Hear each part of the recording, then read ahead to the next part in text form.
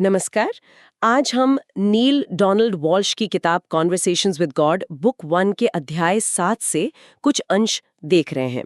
हाँ। ये अंश मतलब एक बहुत ही गहरे संवाद का हिस्सा है और जीवन के कुछ बहुत बुनियादी सवाल उठाते हैं, जैसे डर, इच्छा, हमारी जिम्मेदारियां क्या हैं और ये जो रोज की जद्दोजहद है, इसके बीच आध्यात्मिक तौर पर बढ़ने का क्या मतलब है।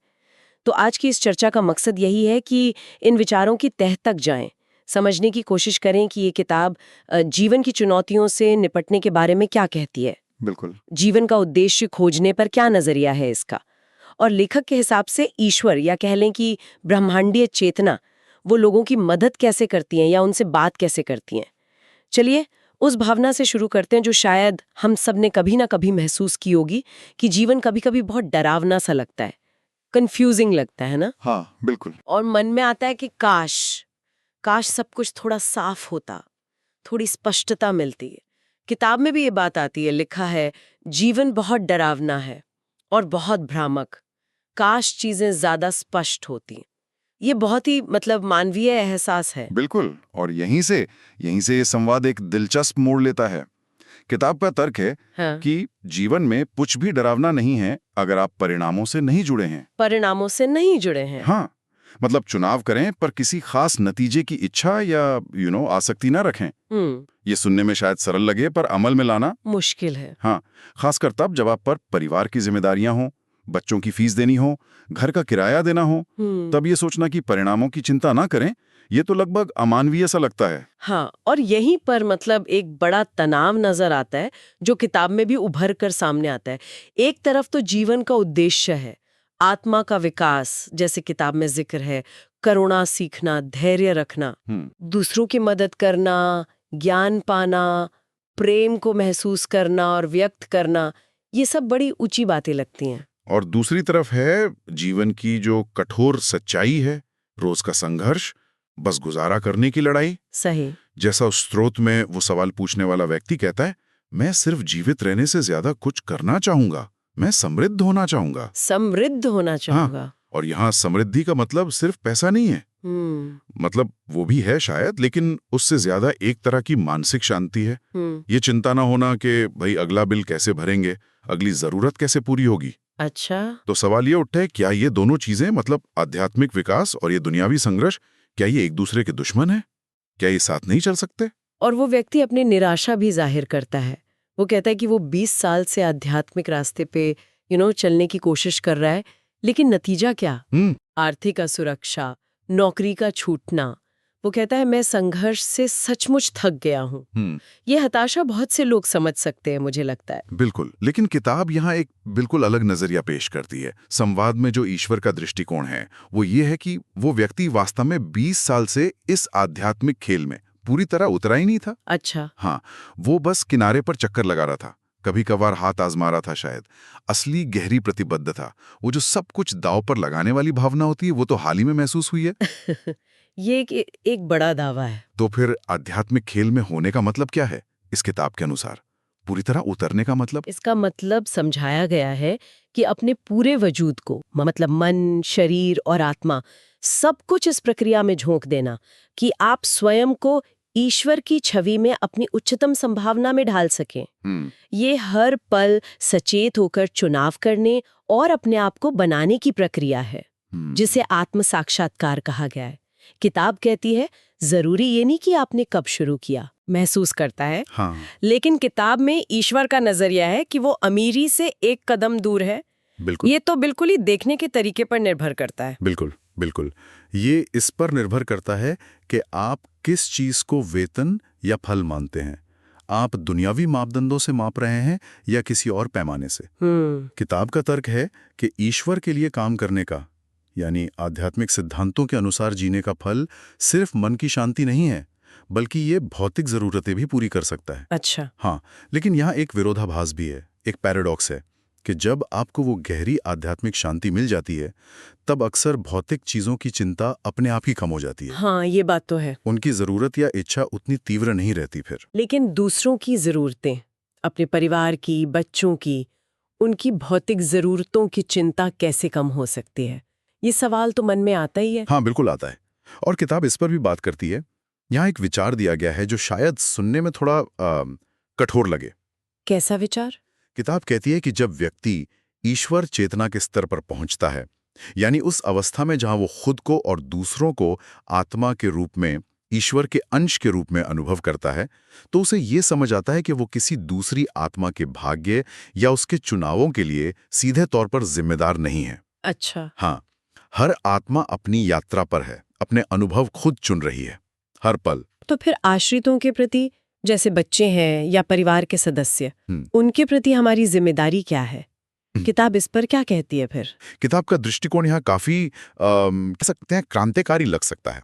ये कहती है कि आपका काम उन्हें पालना पोसना और हमेशा सहारा देना नहीं है। नहीं है? नहीं, बल्कि उन्हें आत्मनिर्भर बनाना है। लक्ष्य ये होना चाहिए कि वे जल्द से जल्द अपने पैरों पर खड़े हो सकें, आपके बिना जीना सीख सकें। अच्छा। हाँ, एक पंक्ति है, आपका काम उन्हें आत्मनिर्भर बनाना है। उन्हें जल्द से जल्द और पूरी तरह से सिखाना है कि आपके बिना कैसे जिया जाए। ये पारंपरिक सोच से काफी अलग है। वाकई, ये तो प्रेम और देखभाल की जो हमारी पारंपरिक धारणा है, उसे सीधी चुनौती देता है। हाँ, बिल्कुल। और इस विचार को फिर आगे बढ़ाया गया है सच्चे गुरु की भूमिका तक, नेता की भूमिका तक, और यहाँ तक कि ईश्वर की भूमिका तक। कैसे? किताब तर्क देती है कि सच्चा गुरु वो नहीं जिसके सबसे ज्यादा अनुयायी हों, बल्कि वो जो सबसे ज्यादा गुरु पैदा करे। सच्चा नेता वो नहीं जिसके पीछे भीड़ चले, बल्कि वो जो दूसरों में नेतृत्व क्षमता जगाए। और सच्चा ईश्वर हो नहीं जिसके सबसे ज्यादा सेवक हों, बल्कि वो जो ऐसी सेवा करे कि सभी स्वयं ईश्वर बन जाएं। वाह! ईश्वर का लक्ष्य अधीनता नहीं बल्कि स्वतंत्रता और आत्मज्ञान है। किताब में एक बहुत शक्तिशाली वाक्य है, आपका सुखद भाग्य अवश्यम भावी है। आप बचाए जाने से बच नहीं सकते। इसे न जानना ही नरक है। इसे न जानना ही नरक है। हाँ। ये नियतिवाद जैसा लगता है, पर एक सकारात्मक नियतिवाद है ये। प्रेम को लेकर भी एक अलग तरह की उपमा दी गई है इसमें, गोंद की तरह नहीं, चुंबक की तरह।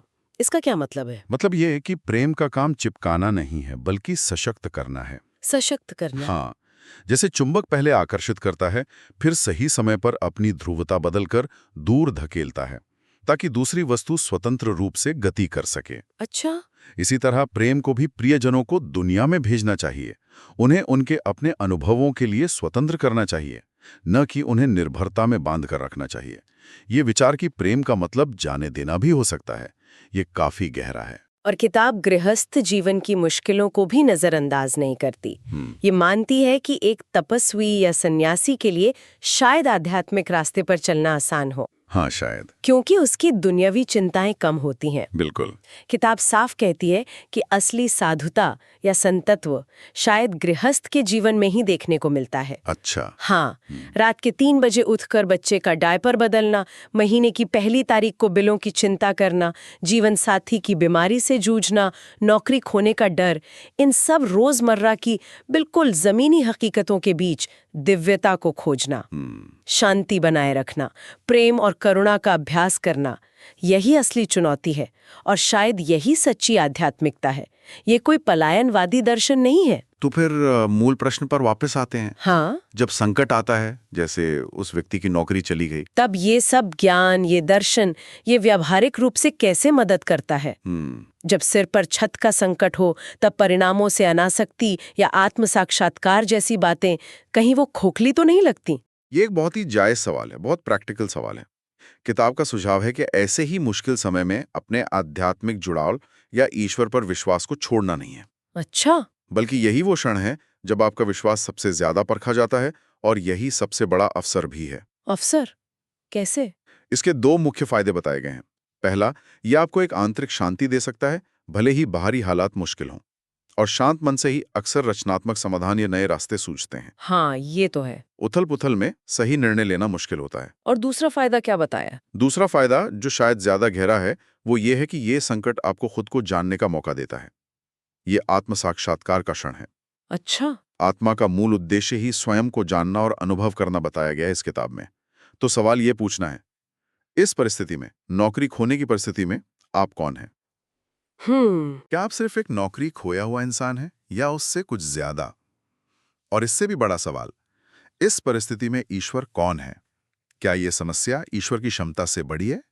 क्या ईश्वर आपकी मदद नहीं कर सकता या नहीं करेगा? यहीं पर वो शक पैदा होता है जिसका जिक्र किताब में भी है। शक ईश्वर की क्षमता पर उतना नहीं होता शायद, जितना उसकी इच्छा पर होता है। बिल्कुल। मन में ये डर बैठ जाता है कि शायद ये कोई सबक है जो मुझे अकेले ही सीखना है, या कोई परीक्षा है जिसे बस सहना है। शायद ईश्वर इसमें दखल नहीं देगा। इस बिंदु पर किताब बहुत जोर देकर एक बात कहती है, ये ईश्वर की इच्छा का सवाल है ही नहीं। नहीं है। नहीं, ये आपकी अपनी इच्छा का सवाल है। ईश्वर की ओर से कहा गया है, मैं तुम्हारे लिए वही चाहता हूं जो तुम अपने लिए चाहते हो, न कम न ज्यादा। यहाँ कोई बाहरी शक्ति बैठकर ये तय नहीं कर रही कि आपको क्या मिलना चाहिए और क्या नहीं। किताब कहती है कि ब्रह्मांड का नियम कारण और प्रभाव का नियम है, जैसा बोओगे वैसा काटोगे। अच्छा। ये शायद या देखेंगे का नियम नहीं है।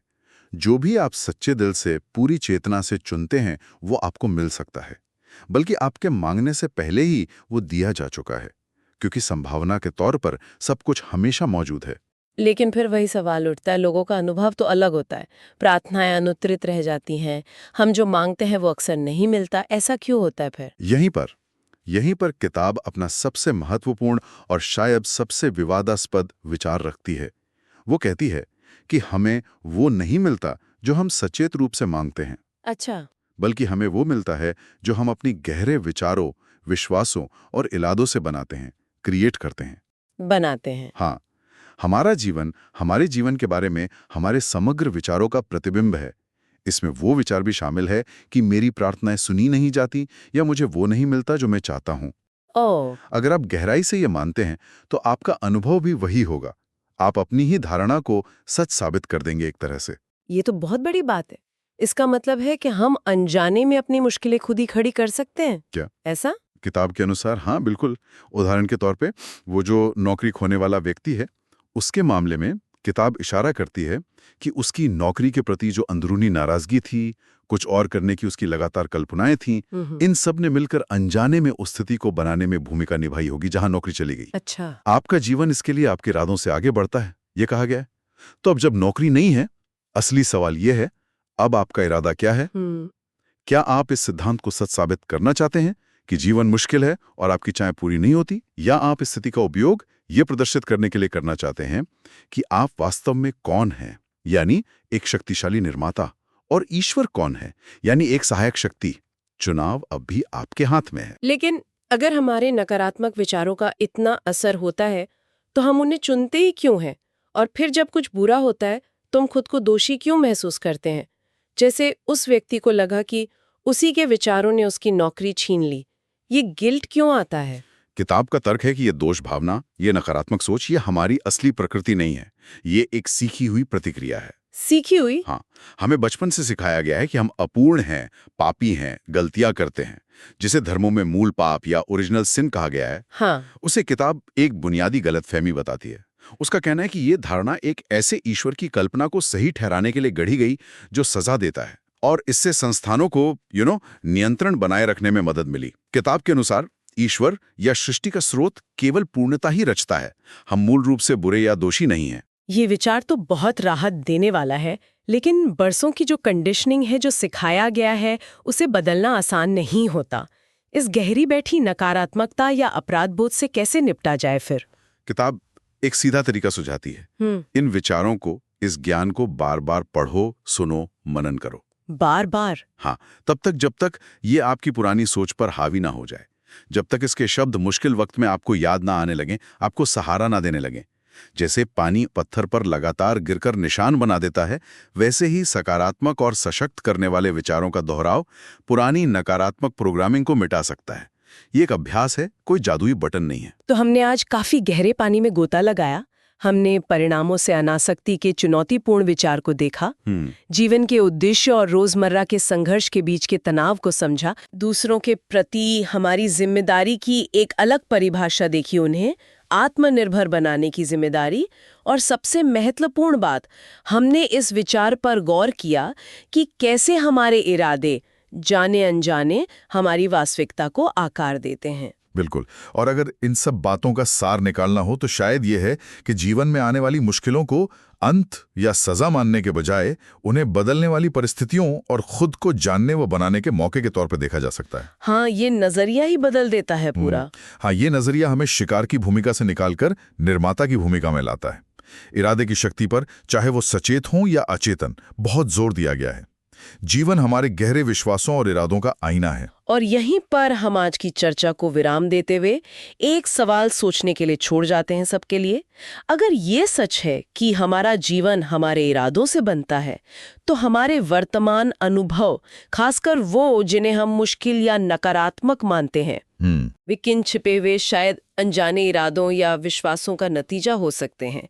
क्या हम अनजाने में संघर्ष, कमी या डर को तो नहीं चुन रहे? और अगर हम उन गहरे इरादों को पहचान कर उन्हें सचेत रूप से बदल सकें, तो हमारे अनुभव कैसे बदल सकते हैं? ये सोचने वाली बात है।